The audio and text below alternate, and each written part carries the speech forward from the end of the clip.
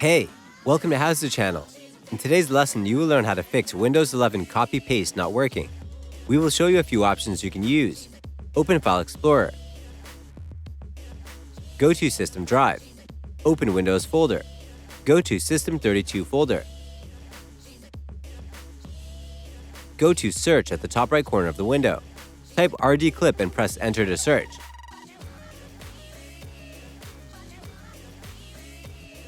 Right-click on rdclip file. Choose Run as Administrator from the list.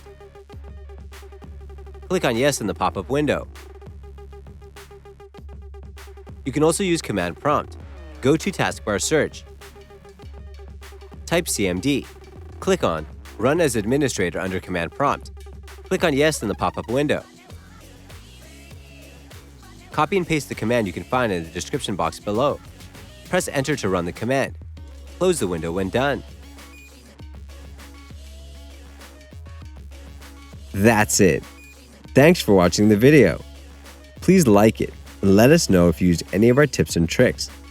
Subscribe to our channel. We upload new tutorials every day. See ya!